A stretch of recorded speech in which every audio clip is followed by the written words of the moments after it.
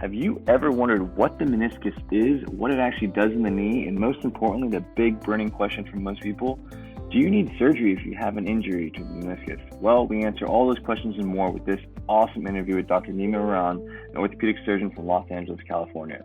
Check it out.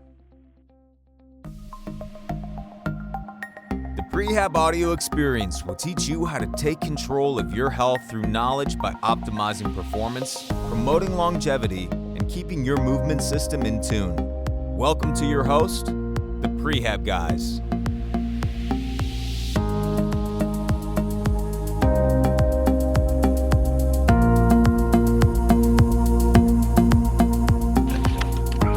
Hey, there we are. What's up, Nima? All right. How you guys doing? How's it going?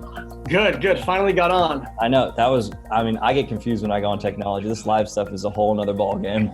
Yeah, absolutely. How's everyone doing out there? All right, guys. So I just want to introduce you guys real quick. This is Dr. Nima Mehran. He's an orthopedic surgeon here in Los Angeles, California. He's going to be hopping on IG Live today, answering all of your questions on meniscal injuries. Last week we pulled a lot of people. We got a ton of engagement, ton of comments. I would say probably 200 or so questions. What we're going to do, we'll start with some general topics, a general overview of what the meniscus is, some of the types of injuries, what meniscectomies are, meniscal repairs. If you guys have questions that come in live, we will prioritize those. So if you guys ever have questions, as long as it's related to the topic of the meniscus, we will answer those. And then if there's no questions, then we'll start answering a lot of the ones that we got last week. So I guess without further ado, do you want to introduce yourself real quick? Yeah. Good afternoon, everyone. As Mike introduced me, I'm Dr. Nima Mehran. I work out here in LA. Excited to be here. This is my first time, so take it easy on me. This is basically our third or fourth doing this. So yeah, anyways, I guess we'll start with a general question. What is the meniscus and why do we have one? What's its role in the knee? Okay, so great question, Mike. It's actually probably the most important question, right?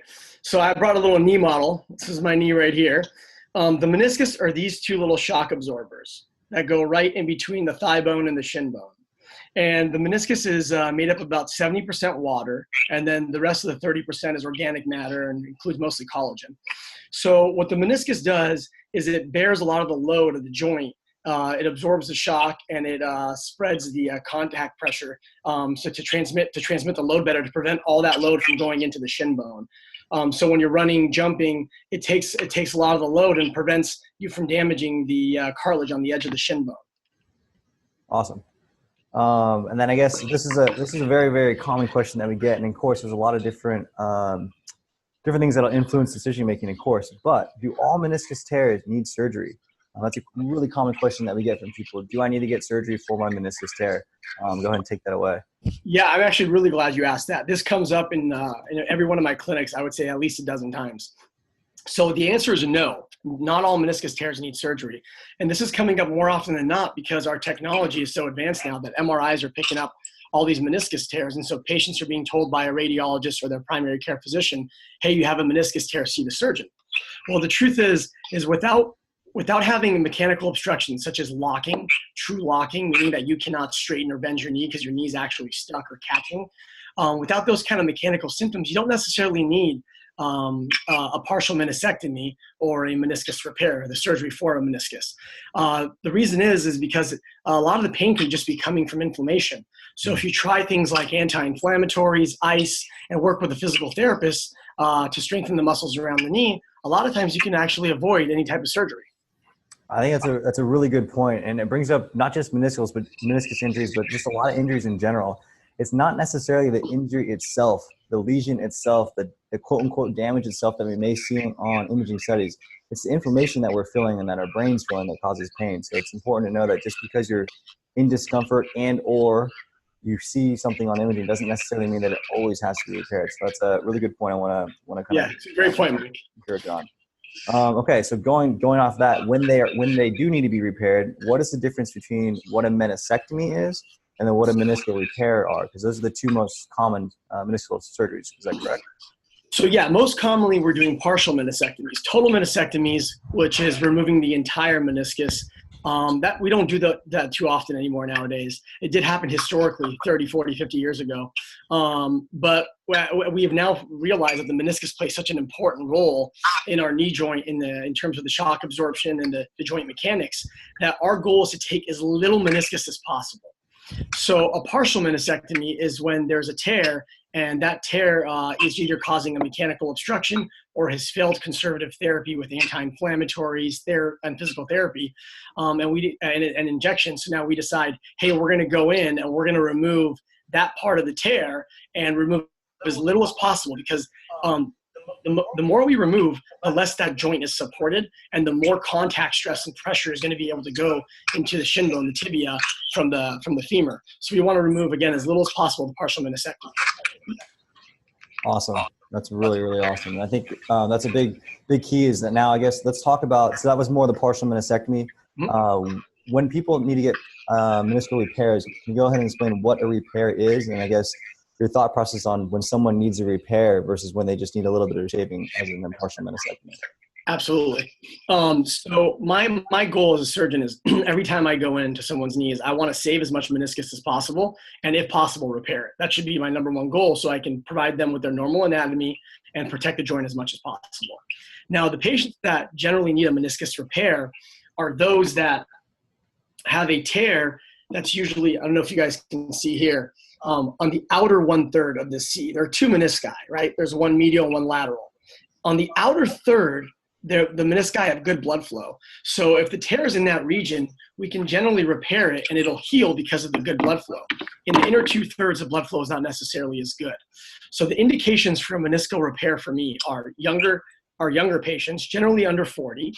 If they have a tear in the outer thirds of the medial or lateral meniscus, if the tears are vertical, meaning the tears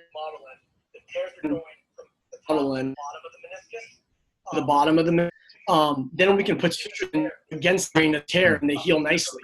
If the tears are radial, going directly perpendicular into the meniscus body, those don't heal as well if you try to repair them. So again, if they're in the red zone, which is the outer 1/3, the patients are under 40.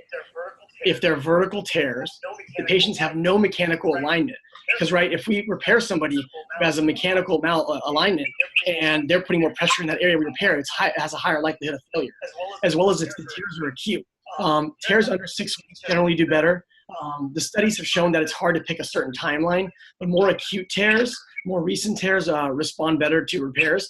And finally, if you do a repair with an ACL reconstruction, there's been shown to be a higher success rate of the repair and the repair takes, because again, with the problem with the meniscus is the blood flow. So when you repair the meniscus and you're doing a concomitant ACL reconstruction, the bleeding from the ACL reconstruction from drilling into someone's bone and the bone marrow and the stem cells help that meniscus truly repair. That's awesome. It's so cool how amazing the body is at repairing itself. You know, like I think we think that our bodies are really fragile, and they're not. Our bodies are capable of freaking amazing things. And I think it's just with the, like you mentioned in the beginning, with the advent of technology, we're starting to see more and more what's going in on a microscopic level, not just what we see out here. We're like, oh, there's damage, but there's been damage for centuries. We've always had it. We're just better at detecting it now. I couldn't agree more. Absolutely. All right. So we had a question early on. I'm going to scroll up a little bit. This is from Struon23. Can you damage your meniscus by hyperextension? So yes, you can damage your meniscus in many forms. Hyperextension, loading and twisting, which is the most common form. But I've seen hyperextension injuries have meniscal tears. Another quick question from the live. This is from Alejandro93. What about a posterior horn separation of the medial meniscus? I'm not sure what he was referring to, but he may be referring to a separation. There's two things he could possibly be referring to. One, again, is if we look here, the posterior horn is the back, towards the back of the knee. Here's the anterior horn, here's the posterior horn. And so he could be referring to, one, the meniscus actually separating over here from the capsule around the knee. So we repair those because it has really good blood flow. Or he could be referring to where the meniscus actually goes into the bone at the root.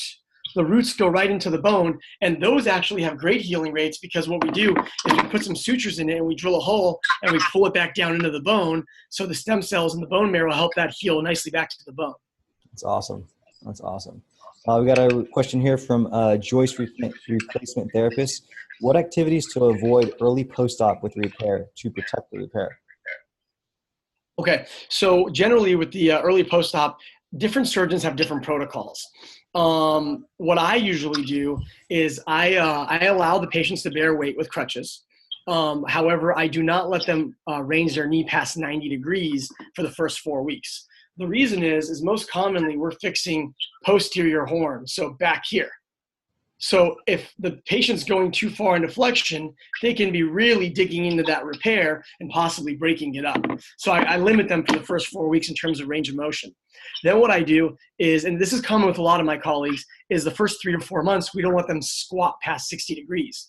So it's okay for them to get range of motion and work on that, but range of motion with weight bearing, like in terms of squatting, that really puts that repair at risk as they dig down deep and they're getting past 60 degrees and flexing and pushing their weight into that repair. It can cause it to open up. So we want to start getting some healing before we allow them to do those things.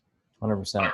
And then I guess we just talked about meniscal repairs right there and some of the weight bearing precautions that you mentioned, limiting weight bearing, certainly loading weight bearing past 60 degrees, which so you guys know, this is my knee, this is my thigh, and this is my shin bone. If I'm like this, kind of like in a squat sitting on a chair, that's 90 degrees. So what Dr. Mehran is saying is we're going to limit it to about 60 weight bearing for the first 3 to 4 months to give time for that repair to heal. So that's on the meniscal repair side. But what about these partial meniscectomies that we talked about earlier? We're just shaving a little bit of that meniscus off. What do you recommend for weight-bearing precautions and range of motion for them? Oh, good question. So generally for partial meniscectomies, we have no weight-bearing precautions and no range of motion restrictions. I allow my patients to bear weight as soon as they feel comfortable getting off crutches. I would say my average patient gets off crutches within 2 days.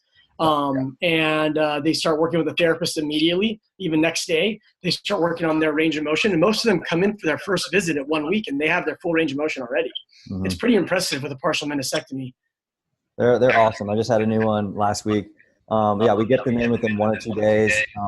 They're working quote unquote on range of motion, but like you said, most of them already have, for the most part, full range before I saw them, unless their range has been limited for years prior to that partial meniscectomy. The goal for me as a rehab specialist is in those early weeks is to limit swelling. That's going to be my biggest enemy per se. The range, like you said, is really there. I'm going to try to limit swelling as best I can, and just try to get that quad going and firing as soon as possible. So that's really it looks like for me. But when people come in with meniscal repairs, like you said, there's a lot more precautions, a lot more things that rehab specialists we have to be more cautious with. Because we do have to respect that there's a lot more of a surgical insult, I guess you could say, to that meniscus, and we have to respect tissue healing timelines. Absolutely. But to your point, Mike, I think you nailed it.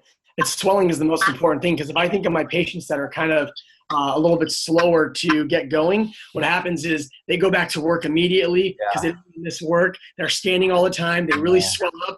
And then, next thing you know, it's been a couple of weeks and they're a little bit behind because they're going back to work, I think, is the big one. You have to find ways. You can't just say you can't go back to work, but we have to find ways to limit the amount of load that they have on their knee. Know that whatever we're doing in rehab, it doesn't even come close to the amount of load that the person's going to have on the knee throughout their day-to-day activities for an entire 16, 18 hours that they're up. So if they have to go to work, find ways that they can sit down a little bit more. Find ways, if you can just prop the knee up for 10 minutes with ice every hour, even if it's every 5 hours, that's better than no ice.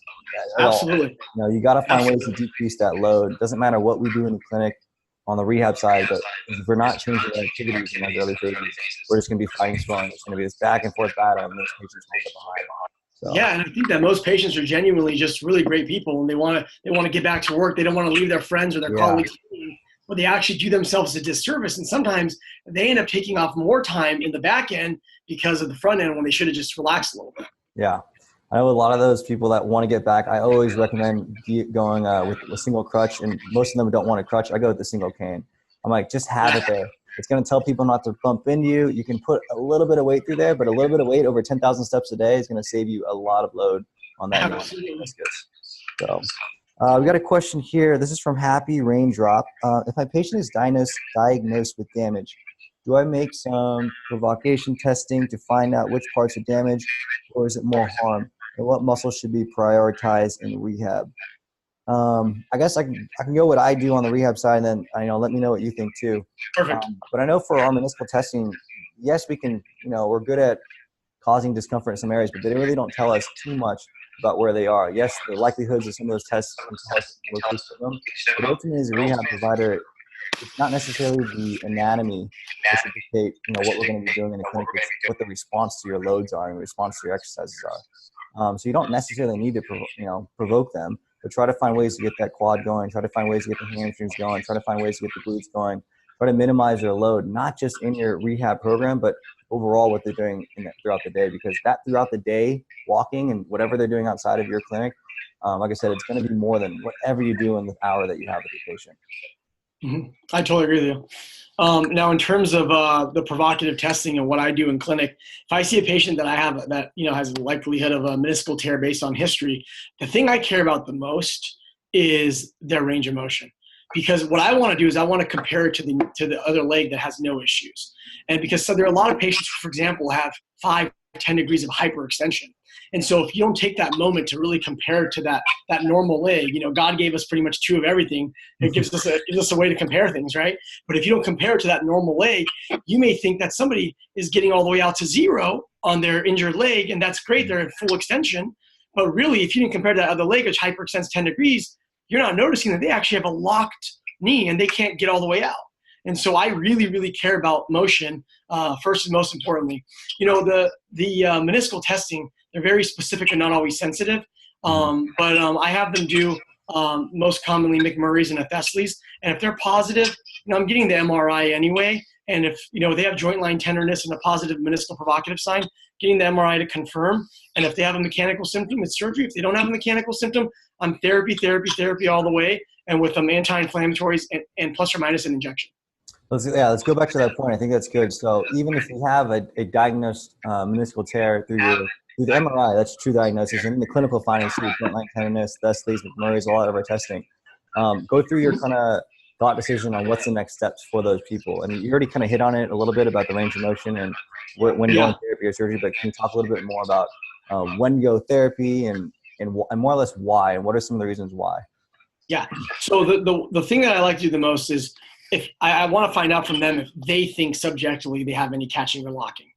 If they tell me yes, then I'm paying close attention. If they tell me no, they've never experienced it, already my answer is going to be generally go to therapy. Especially if they don't have like some type of meniscus tear that I can tell on the MRI could actually cause an obstruction, like a bucket handle. Catching and locking is for some of our listeners. Can you explain what that means? If they locking? So a lot of times for the locking specifically is when there's a flap tear in the meniscus, and it could be something like this. Let's imagine there was a tear in this meniscus, and I can't really create a tear here, but if I flip it over as if there was a tear, and now it's almost like a bucket handle. And then what will happen is the knee cannot straighten all the way because the meniscus is caught. And so that's true locking. And if that happens, you need to do something because that can affect their range of motion. The meniscus may be able to be repaired, and you want to be able to repair it instead of have them continue to ambulate on it, might walk on it or play sports and then tear it up more. And then now you have to take it out instead of repair it. So that's locking. Catching is a sensation that patients describe more. They'll say that they feel like a click, and then they feel like something's in the way for a second, but it doesn't ever truly lock. And that's kind of their description. But if they describe those things, I am now making sure that surgery is not the right decision. But if they don't describe those things at all, my answer is always I want them to start with therapy, and I want surgery to be the last option. So I would want them to go to see a therapist because a lot of times after an injury, what happens is the knee is inflamed. So the pain's coming from the inflammation. And on top of that, now the quad has been inhibited. The quad is super weak. So what they say is that their knee's giving out. But their knee's not giving out because of the meniscus injury. Their knee's giving out because their quad is weak and they can't completely hold a straight leg. So their knee kind of gives out and bends a little bit as they're walking upstairs or something. And they think, oh my God, this is something I need surgery for. When really, if they see you, Mike, you and the prehab guys, you spend a few months with you, that problem's solved. Their inflammation goes down and they don't need me. And that's ideal for everyone. Love it. Love it. Hopefully that answered Gotham City, your question on operation versus conventional treatment.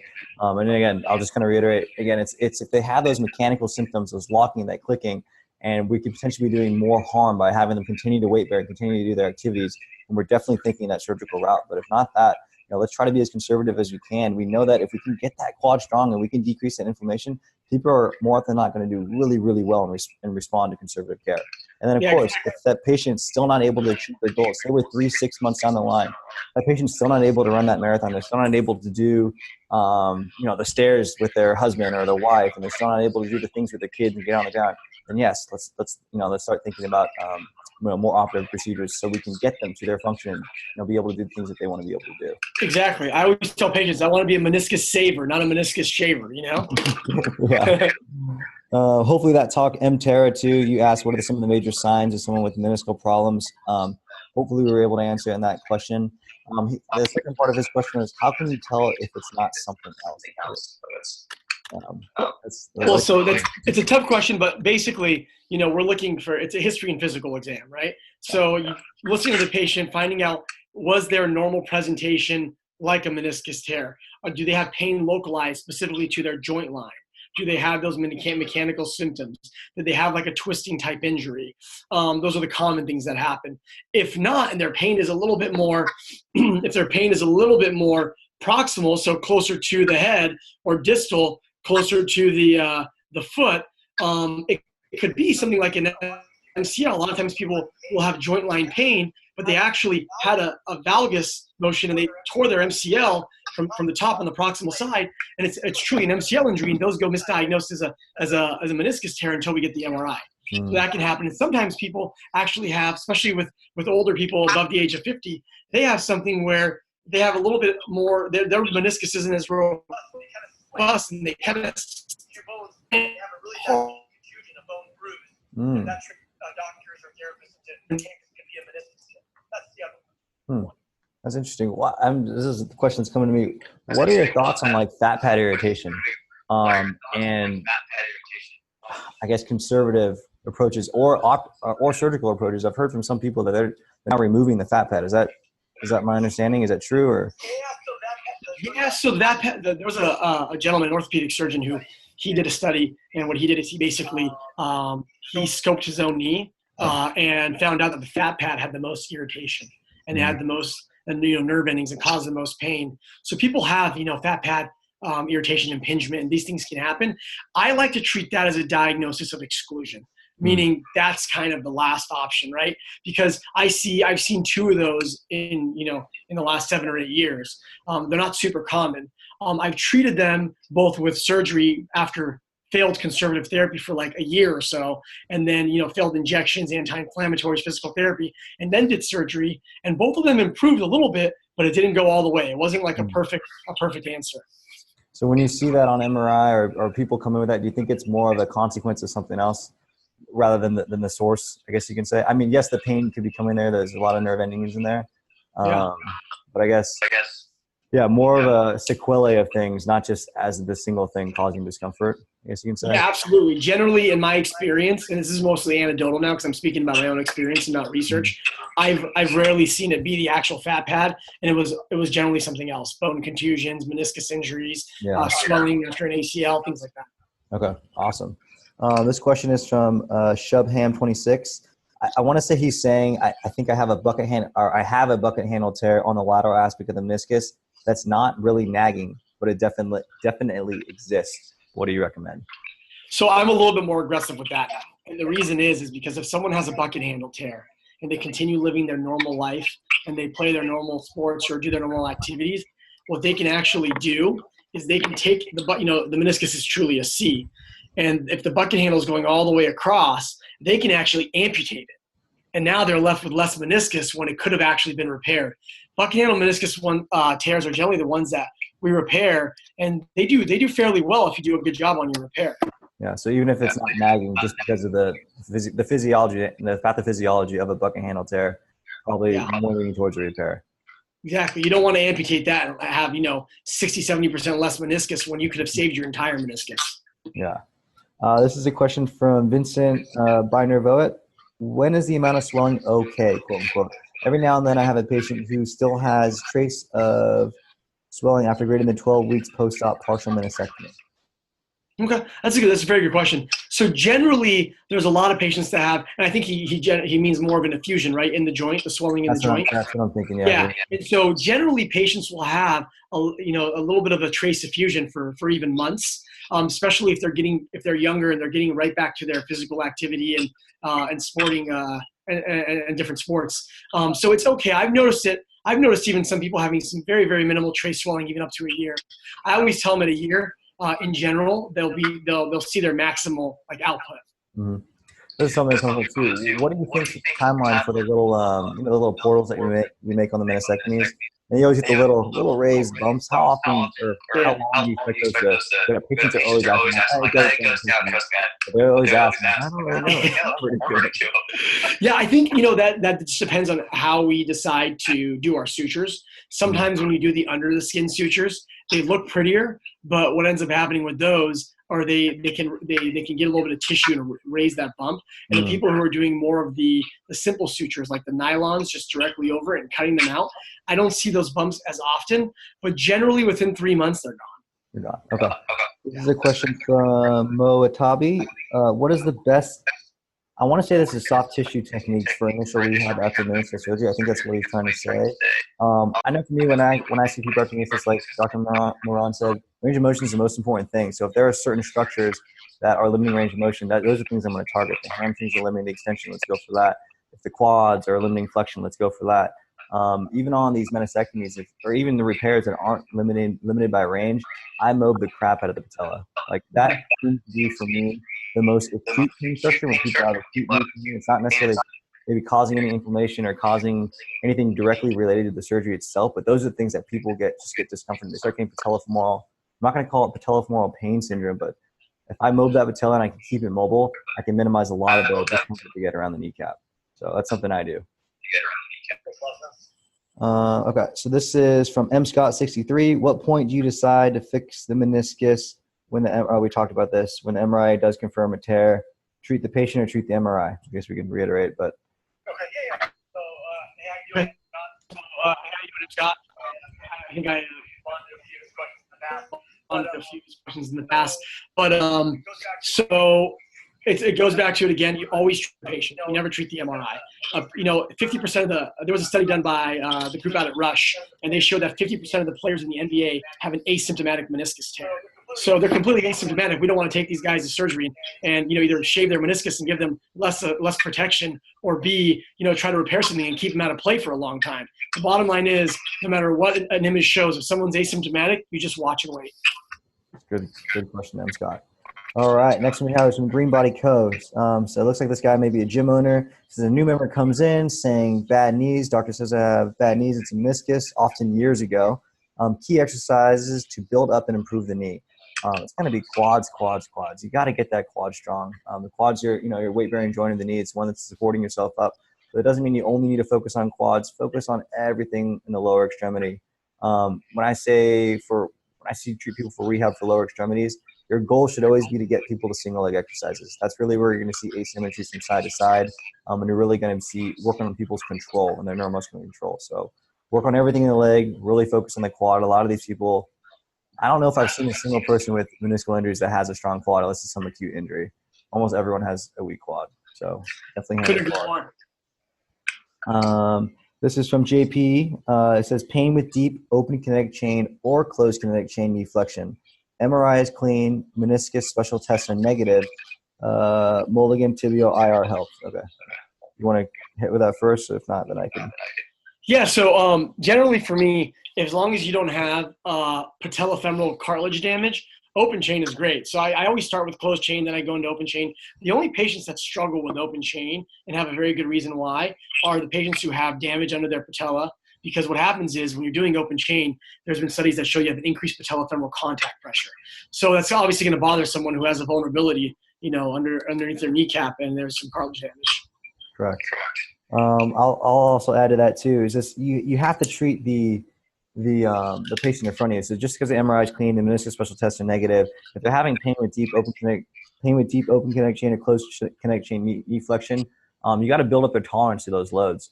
Whether we know what tissues may be irritated or not, from the rehab side, I'm not going to always know that, and whether it influences the exercise I do is, it can, but know that you have to build up your tolerance to them. So say they're getting discomfort at 60 degrees of knee flexion. Well, let's start them at 40. Let's work on isometrics. Let's work on different rotational ranges, or like work on torsional things that are quote unquote stressing structures that we may think may be implicated, but we're not reaching that pain threshold yet. And let's get the body, and more importantly, the brain, used to those loads. And then slowly we hopefully can build them up in a deeper and deeper knee flexion angles. Yeah, Mike, I couldn't agree with you more. I think the problem is all of us, and I speak for myself.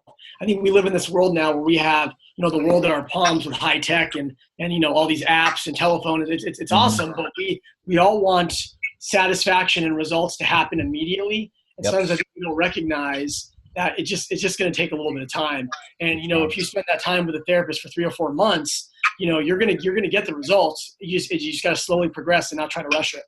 Yep.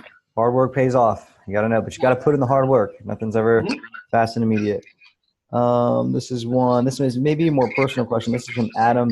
I had a lateral tear, first surgery 1 year ago, trimmed some stuff off, still had pain. Second surgery, repaired it 4 months post-op. How likely for me to return to high-level soccer? Cheers.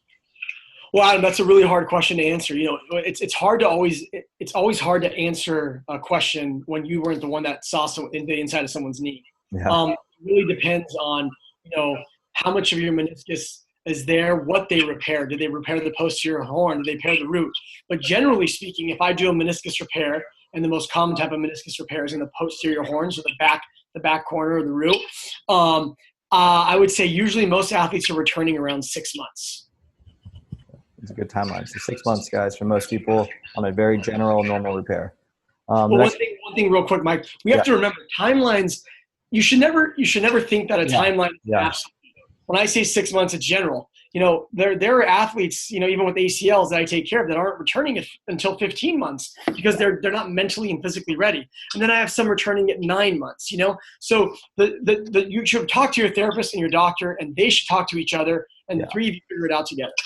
Yeah, I'll just piggyback off that too. Yeah, timelines aren't everything. Timelines may guide what we know from a physiological basis when the tissues say they may have full blood flow, when they may be more like the constituents of the original, but that doesn't mean that all the rest of your body is ready, not just from the local structures, like how strong your quad is, how sensitive or desensitive your tendons are, and then what's the rest of your body look like, what's your core look like. The most important is return to sport athletes, your physiological, your psychological readiness.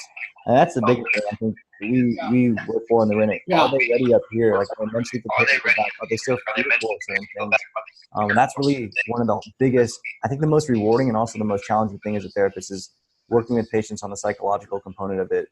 Definitely if they hurt themselves playing that sport, getting them back to that level. As we see with a lot of these ACLs, the reason they might not return fully to sport is more from here, because if you look at their objective testing, it could be dead even.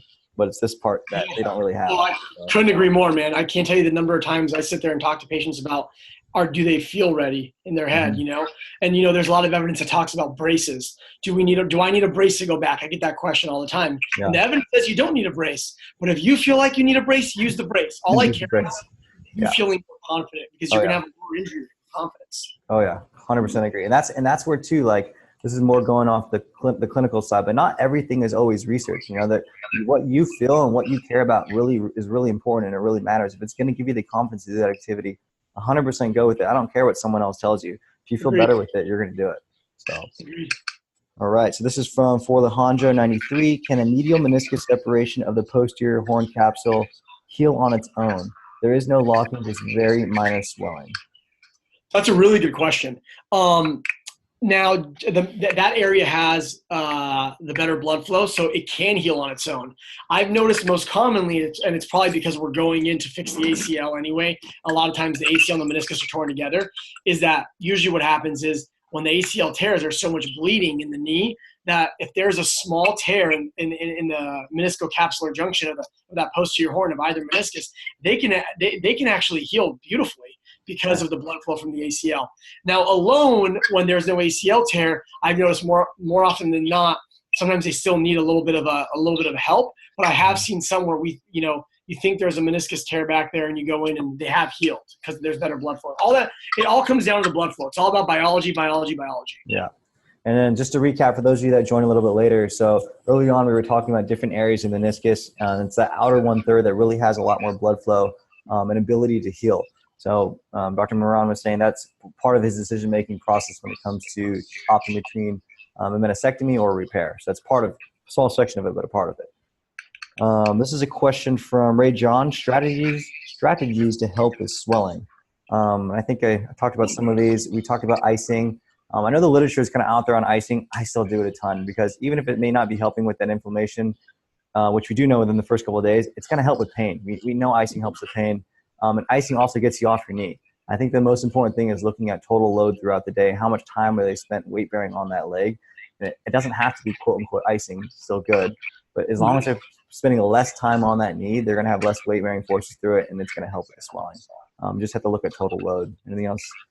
Yeah, so I agree with the icing 100%. There was a study that showed that icing actually, with total knees, it helped a lot with range of motion immediately. They had better range of motion, those that were icing. But I'm a big fan of icing because I do feel like it decreases swelling.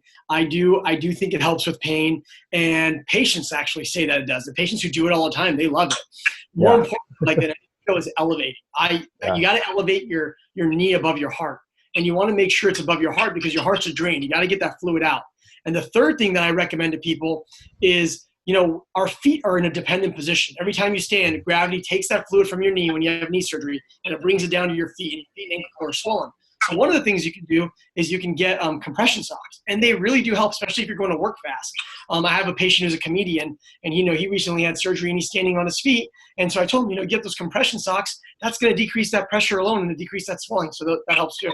Oh yeah, compression socks are huge. I think what we're saying, like just staying active too, like if you think of the muscle pump too, what our quads do, what our calf does, what our hamstring does, as we get a muscle pump, we're able to help also with some of that fluid and try to get it out as best we can. A lot of different strategies to help with swelling, but know that that's your number one goal. If you just had any surgery, swelling. You protect the surgery and then swelling. This is a question from Vincent Minor Voet. What are both of your thoughts on the failure rate of meniscal repair? Should it be repaired or should someone just calm it down with offloading like crutches to be safe? So, it really depends where it is again. So the meniscus, depending on the tear pattern, can or cannot usually be repaired. Some tears are much more amenable to repair. If there's a tear in the again, with where the capsule meets the meniscus or the outer 1/3 and there's good blood flow and it's a longitudinal or vertical tear, so it's going, up and down, where the meniscus is a C, it's going up and down. Those repair and they heal very well. The repair success rates are above 80% in some studies. So those do excellent. But if it's a radial tear, so you have a C like this, and the tear is going this way, those don't heal that well because one, they're usually in the white junction and they're blood flow, and their tissue isn't that robust, so they don't do very well. But yeah, so I would repair them if they're possibly repairable. If not, and they're not causing mechanical symptoms like we said previously, I want to treat them now. About that too. I think you bring up a great point for everyone that has maybe a meniscal injury or you're having a meniscal surgery. You are different than every other person that has had it too. We just explained someone may have a tear, but that tear being different is going to completely change what operation may be done, what the entire rehab process may be. You know that you can't compare yourself to that person next door. If you have a friend that had meniscal repair and you're getting meniscal repair, it could be a completely different type of surgery, completely different type of rehab process. So don't compare yourself to others when it comes to your knee is your knee, and listen to your surgeon, listen to your PT, and listen to your body. Yeah, and actually, one more comment. One of the most common things that happens in clinic when patients have had a meniscus surgery, they say all the time that they have they've had a meniscus repair, and every meniscus surgery is not a meniscus repair. And more often than not, we find when we get their operative note and stuff that they actually had a partial meniscectomy. You have to always remember you are your biggest advocate, and so have your op notes. Ask the surgeon clearly whether I have a partial meniscectomy or repair. Those are not the same surgery, and they can affect future issues and future surgeries. Oh yeah, Know your body. Do your research too. There's so much out there, but also don't get inundated with it and don't believe everything that you're reading online because everyone's different. Yeah. This question is from Hudson Lovers. Thoughts on PRP injections to promote healing for meniscus tears. Okay, so PRP injections currently the research has shown they're really actually indicated for two reasons. Mm-hmm. One is tennis elbow. There are several randomized controlled trials that have shown that it's been helpful in tennis elbow. So that's lateral epicondylitis. The second one is in mild to moderate arthritis. There's been several randomized controlled trials that show that compared to a placebo, for example, it's been very helpful in mild to moderate arthritis. Now, I've seen it work in certain areas with partial tears, and theoretically, it makes sense. I think that if a patient, had a certain type of tear and it was a stable tear, and you're creating bleeding and you're giving them blood flow in the knee by that PRP injection, I could see how a small stable tear would heal. But the truth is we have no evidence of it. So it's just a guess at best. Yeah. But would you agree though too, it's not harmful if it's being done. It's not going to put anyone at harm. It's not harmful. Yeah. So I tell patients who are really, really interested in PRP is it's generally not harmful. They're very, very, very minimal risks. And if you're curious and if you think that, and the physician thinks that you are a good candidate, and even though the research isn't showing it for certain things like small partial tears or small stable partial meniscus tear and things like that, and you want to try it, that's fine. It just costs money. It's out of your pocket. So if you have the money and can afford it and have that luxury, you can give it a try. But just know that it's not guaranteed. Got it. And then what about your thoughts on stem cell? So we went over PRP, saying it's for mild to moderate OA, as well as lateral epicondylitis. The research shows that it's pretty beneficial. What about for stem cell injections? So similar, there's just not really much good data at this point saying that it's successful. So again, there are patients who have had it, and anecdotally they'll say, I had a stem cell in my ankle, I have some mild OA, and it helped me a great deal. And that's great, but I can't speak for it in terms of a certain injury, because the truth is there isn't good data yet.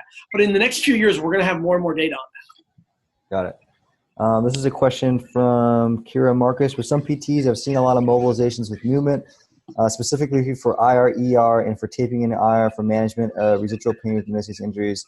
Not a long-term solution. Thoughts? I guess I can take this one. I do those too. I'm a big fan. Movement is medicine. Yes, we know the screw home mechanism. Yes, we know which direction the tibia should move. Am I able to really obsess if I'm getting that 5 degrees, 10 degrees of IR, ER? I'm going to say no. I don't think my hands can do that. But am I going to still move it that direction because I'm moving it the other direction, AP2? Yes. Coming to the rehab approach, we learn the osteokinematics, orthokinematics, and we're supposed to do certain direction glides to have movement happen at that joint. I do all of them. Especially if one of them seems to be working, I keep pushing. So that's my thought, at least on the orthokinematics from a rehab perspective. Okay, so that's a lot of the live questions. Again, if you guys have live questions, keep going. We have a lot of questions that we posted on IG story. I'll try not to repeat any of these subjects or any of the kind of topics that we already talked about. This first one's from Colin Mark. Are landing mechanics or jumping mechanics more important in preventing meniscal tears? For me, it's going to be more landing mechanics. You're going to have a lot more force going through the knee when you're landing than you are jumping. Yes, you're still going to get those same ground reaction forces when you're coming up, but you're going to get more on the way down. And not just for the meniscus, but then for a lot of other structures in the knee. It's in that deceleration phase. It's in that eccentric phase that we get a lot of our soft tissue injuries and a lot of other ligamentous injuries. So that's what I'm more focused on. But they both need to look good. You can't just focus on one and not the other.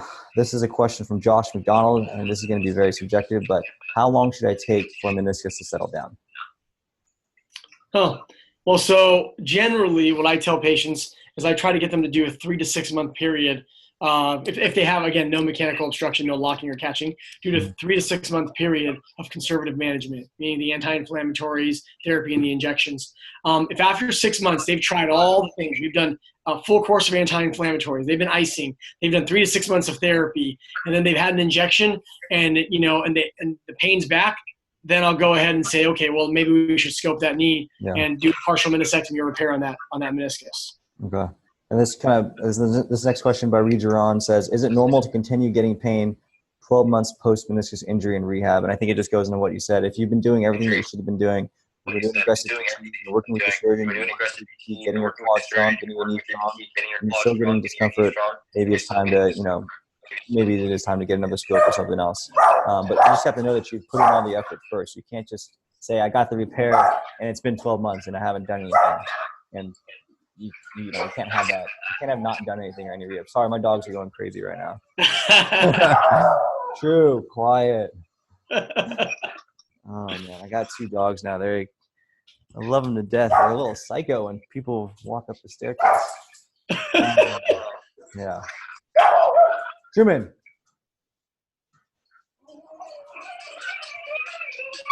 Okay. This question is from Sabrina. Why do some people feel instability when they have a meniscus tear? I'm sorry, Mike. I didn't hear you very well. Sorry. Why do some people feel instability when they have a meniscus tear? So that goes back to my point. Generally, the actual rotational instability comes from the ACL, not a meniscus. So if they're having true instability, that's rare. I would actually get it, have the knee examined, make sure we have an MRI. But if it's the most common type of instability is A to P instability or front to back instability, and it's because of the quad weakness and the knee's giving out because it's not strong enough, so that the knee kind of drops for a second. Awesome. This is a question from Luke Marshall, 57. What is the likelihood of developing osteoarthritis after a torn meniscus? Oh, that's a fantastic question, Luke. So when you tear your meniscus, that meniscus is not functioning the way it used to. There's a vulnerability in that shock absorber. So now there's more it's not taking or transmitting as much of the load as it normally does. So there's more contact pressure going into the tibia and the femur. They're just not as well protected. So they definitely have. There's definitely more of a progression of arthritis. There are plenty of studies now that show that after a partial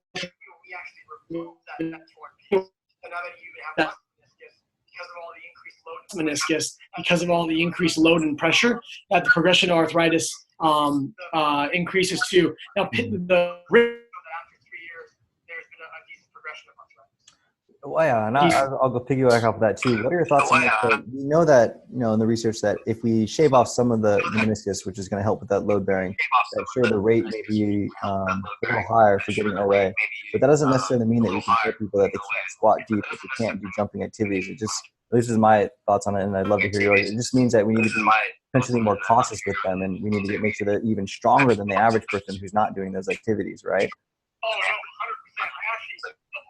Oh, no, 100%. I actually very rarely when I tell a runner not to run or a jumper not to jump. It's actually all about weight, right? So you have this injury, your meniscus was torn, you had a partial meniscectomy, you have 70% left instead of the full 100% of your, for example, your medial meniscectomy. And now you're sitting there with a vulnerability on that side of the knee. And you even have a little bit of collapse and a little bit of arthritis. So the truth is if you're 10, 20 pounds overweight, the knee's seeing loads up to 5 to 10 times that body weight. So if you're 20 pounds over, that's 100 to 200 extra pounds of weight that are now going through an area that has less protection. So the key for what I always tell patients is let's diet and exercise without impact exercises to get the weight down. Once your weight is back to your ideal body weight, go back to doing the things that you love doing and the jumping or the running activities, and see if you can tolerate it then. If you can tolerate it then it was just your knee wasn't able to support that weight increase. Yeah, and that's 5 to 10 times per step, guys. And if you're taking 10, 20,000 steps, that's a lot of total volume on that meniscus. And then you're adding things like running, jumping. It's just the volume that's high for you. So if you're able to decrease some of that volume through either shortening your runs, going on less jumps, decreasing your weight, and then again, those are more like temporary things. So you can start your activities again. You can build yourself back up. Regardless if you have a meniscal injury or not, you still need to watch your volume with any activity and get strong to do that certain volume of activity that you want to do, regardless of any injury or surgery. Yeah, and I haven't really mentioned this enough before. I should have earlier, but when I talked about conservative treatment for a meniscus, I forgot to mention the weight management. But the bottom line is weight management in general is one of the most important things we can do for our knees. If you control your weight and you're at your ideal body weight, even if you have injuries in your knee or cartilage damage, meniscus tear, you're going to be having less pain and your activity level is going to be much higher than someone who's overweight. So it's better, that 5 to 10 factor, you can do more for yourself than oftentimes than even Mike or I could do for you if your weight is at your ideal body weight. Yeah. And that's just population health as a whole. I mean, especially us in America, where we're eating, the lack of exercise, it's more than just your knee that you're going to be helping if you lose that weight. It's helping your cardiovascular, your mental health, there's so many things, just staying active and staying moving. And so it's such an important. And even though I say that, I should take my own advice, because as soon as Thanksgiving hits, I'm always gaining 10 to 15 pounds off those damn cookies. This is a question from Vincent. I've seen some meniscus prosthetics going around. Is this something we might see more of in the future? Okay, so is he talking about meniscus transplants? My guess is transplant. Yeah. That's okay. So meniscus transplants can be a very good option, especially if someone had a near total meniscectomy and they're young, especially these athletes who are like 20s, 30s, teens, and they had a really bad injury, the meniscus couldn't be saved, and you want to give them the opportunity to protect that joint, protect that cartilage. Now, meniscus transplants have been shown to have up to an 80% success rate at 5 years, even maybe up to 10. Now, not everyone is a candidate. We take those, it's a complex process to make meniscus from the menisci from a cadaver, someone who's really passed away, and then try to make sure we measure it right and put it in. It's not something benign that we can do, or something that we can do to save someone who already has arthritis. We want to do this to prevent athletes or younger people from getting worsening arthritis, and give them a higher quality for a longer time. That's cool. I guess that's a question I always had. When we get these, donor organs, knees, meniscus, cartilage, whatever it is, what is that process like? I assume things have to be freezed. I'm sure there's like a chemical process. I'm sure there's certain timelines. Like, do you know, like, how does that work? Like, how does it get to you if you're using that tissue? Like, what's that process like? Oh yeah, it depends on what the tissue specifically is, but there is a freezing process. There is a washing process with antibiotic solutions and other solutions. There is a radiation process, which is a plus or minus, because irradiating grafts, for example, like with an ACL, when you irradiate this tissue that we're using, you're actually weakening the quality of it, but you're decreasing the amount of disease in it, or like the risk of disease in it, if you got it from someone who had some type of a virus or whatnot, such as hepatitis or HIV. So it's a full process, but it's a juggling act, right? You're trying to keep that tissue as strong and as normal as possible, but also make it the least likely to be rejected or cause the patient any harm or transmitted disease. Right. All right, just letting you guys know, we're going to wrap up in a couple minutes. I want to answer a couple other questions. This is from Solicit 10P. If my knee is feeling like it's popping out of socket, shifting, etc., and I have to shake it back in, is that a meniscus injury? It doesn't lock and the ligaments feel okay. So I've heard that described a lot. And from my perspective, that one's always hard to understand, because popping out of socket, you think knee dislocation or sometimes patellar dislocation. But I've heard many patients describe that when they actually have a meniscus that's flipped and they're having some type of almost like a locking mechanism that's unlocking, and it's basically catching. It's locking and unlocking, right? And then we end up seeing that they have a meniscus tear. And for some reason, patients do describe it like that. So you could have a meniscus tear. Interesting. Okay. This one is from Luke. I have a torn meniscus and waiting for a scope. Is it okay to still squat and lunge to keep the quad strength? And I'm not sure what the rest of the question is. But I would say, you have to work within listen to your body. If you're getting pain with them, I would stop. And I would, like Dr. Mehran said, I would, decrease the amount of knee flexion that you're going to avoid those deeper angles, especially if it's not horn, stick to more open chain exercises. And I'm sure you guys have been following our IG story. We teach blood flow restriction training, and that's really where it comes in. When we're not able to put these loads to people's joints, we can incredibly decrease the load, working at 10, 15, 20% of our RM. We put a cuff on our limb, and you're able to get the same strength and hypertrophy gains as you would if you're lifting like a heavy, heavy squat. And that's how we can really decrease the amount of stress that goes on the joint or the meniscus or whatever injured tissues there are. So listen to your body. Absolutely. Yeah. Going through some of these, we talked about that. Squat. So again, for those of you, if you guys joined, we had another question. At what time post meniscus repair surgery can you perform a deep squat body weight? You mentioned 3 to 4 months, more on the 4 month side, nothing past 60 degrees in knee flexion. Is that correct? Mm-hmm. Perfect. We talked about open chain and closed chain. Just to recap, open chain is totally fine as long as they don't have small issues. I know for me in the clinic, I'm a big fan of open chain because we can actually isolate the quad in open chain. When we do closed chain exercises, yes, I can tell by the joint angles and their biomechanics and where their weight is what I would like to bias, the hamstrings, the quads. I still don't know what the MVIC is. I still don't know what they're actually ramping up. In closed chain, it's very easy to cheat. and for people to offload painful structures. So open chain, it's hard to keep. It's isolated. How do I know if micro tears?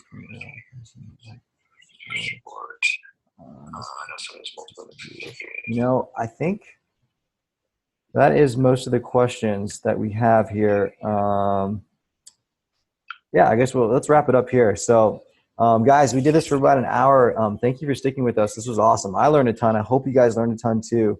Thank you, Dr. Mehran, for hopping on. This was really, really fun.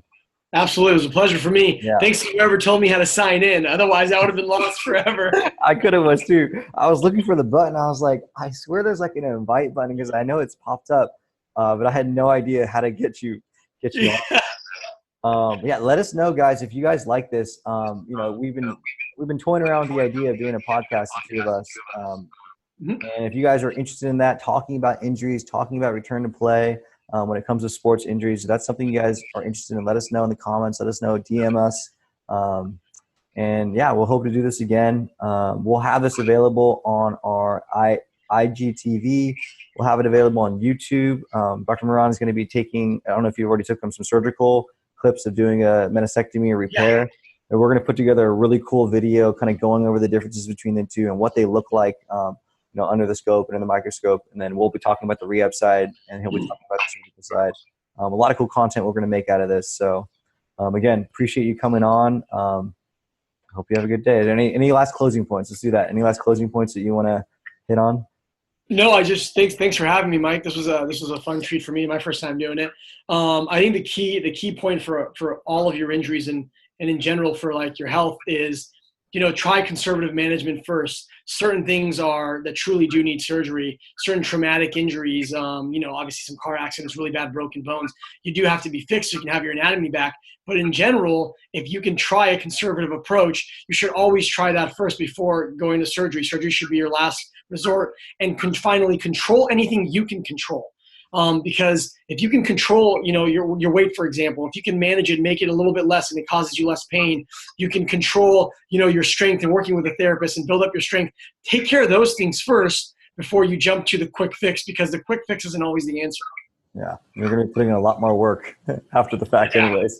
Note too, for those of you guys that may be going through rehab for a meniscus injury or something like that, know that all the work that you put in before isn't to no avail.